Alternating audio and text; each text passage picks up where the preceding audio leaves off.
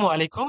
সম্মানিত টুলকিট বিডির গ্রাহকগণ, আপনাদেরকে জানাই স্বাগতম। আমরা টুলকিট বিডিতে চ্যাট জিপিটি কিভাবে ব্যবহার করব, আমাদের যে আপডেটটা আসছে, আপডেট আসার পরে সেই বিষয়টি আমরা এখন আমাদের এই ভিডিওতে দেখব।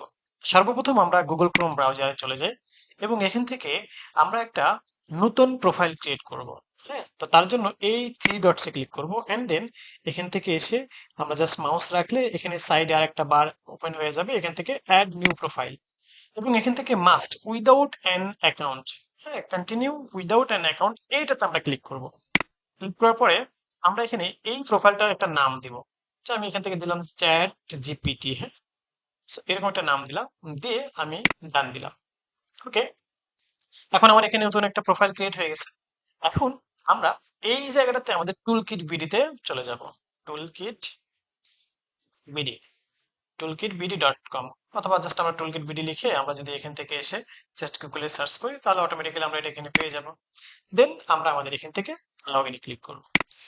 তো লগ ইনে ক্লিক করার পরে আমরা এখান থেকে আমরা আমাদের প্রোফাইলটাকে একটু লগ ইন করে ফেলি। এখান থেকে লগ ইন করে ফেললাম। ওকে, আমরা এখানে লগ ইন করে ফেললাম। ওকে, সো আমাদের এখানে দেখেন লগ ইন হয়ে গেছে। তো লগ ইন হওয়ার পরে আমরা যখন এখানে চ্যাট জিপিটিতে ক্লিক করব তখন আমাদেরকে কি বলছে, ডাউনলোড এক্সটেনশন। এখানে এক্সটেনশন 1, এক্সটেনশন 2, এরকম দুইটা এক্সটেনশন আমাদেরকে ডাউনলোড করতে হবে।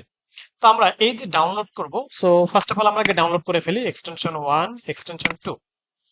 তো দেখেন এখান থেকে আমাদের ডাউনলোড কিন্তু হয়ে গেছে। সো আমরা যে জায়গাটাতে ডাউনলোড হয়ে গেছে সেই জায়গাটাতে আমরা চলে যাব। আমি যদি এখান থেকে যাই তো দেখেন এখানে আমরা দেখতে পাচ্ছি আমাদের এক্সটেনশন 1 এন্ড এক্সটেনশন 2 আমাদের ডাউনলোড হয়ে গেছে। সো যেহেতু আমরা আমাদের ব্রাউজার ইউজ করব, তো ইউজ করার জন্য আমরা এখান থেকে এসে আমরা চাইলে এই এক্সটেনশনে ক্লিক করেও আমরা যেতে পারি, আবার এই সেটিংসে ডিরেক্ট ক্লিক করে আমরা এখান থেকে এসে আমাদের এই যে এক্সটেনশন রয়েছে এখানে ক্লিক করে যেতে পারি। আমরা এই জায়গাটাতে যেহেতু এটা আমাদের মানে একদম নিউ প্রোফাইল, সেখানে আমরা কোনো এক্সটেনশন রাখবো না, আমরা এটাকে রিমুভ করে দেবো। মাস্ট রিমুভ করে দিলাম। দেওয়ার পর আমি যদি এখান থেকে রিলোড করি তাহলে দেখতে পাচ্ছি আমার এখানে কোনো এক্সটেনশন নাই। এবং ডেফিনেটলি আমাকে এই ডেভেলপার মোডটা অন করে দিতে হবে। ডেভেলপার মোডটা অন করে দিলাম এন্ড দেন আমি এখান থেকে একটু রিলোড করে নিলাম। এখন আমার যে এক্সটেনশন আমি আমার চ্যাট জিপিটি এখান থেকে ডাউনলোড করেছিলাম সেটাকে আমার এই জায়গাটাতে ড্র্যাগ এন্ড ড্রপের মাধ্যমে সেট আপ করে ফেলবো একটা করে। তো আমি এখান থেকে এক্সটেনশন 1 যেটা রয়েছে সেটাকে নিয়ে এসে জাস্ট এখানে ড্র্যাগ এন্ড ড্রপ করে ছেড়ে দিলাম। এগেইন আরেকটা এক্সটেনশন 2 যেটা রয়েছে সেটাকে এখানে নিয়ে আসলাম, ড্র্যাগ এন্ড ড্রপ করে এখানে ছেড়ে দিলাম। ফাইন। যখনই আমি আমার এক্সটেনশন দুইটা এখানে সেট আপ করে ফেলবো, আমরা কিন্তু প্রিভিয়াসলি এই জায়গায় আমাদের লগ ইন অবস্থায় ছিলাম, এখন দেখেন এটা কিন্তু লগ আউট করে ফেলছে অটোমেটিক্যালি এক্সটেনশন সেট আপ করার সাথে সাথে। তো এগেইন আমি একটু লগ ইন করে ফেলবো। সো আমি এখান থেকে এসে আমি এগেইন আমি হচ্ছে লগ ইন করে ফেলতেছি।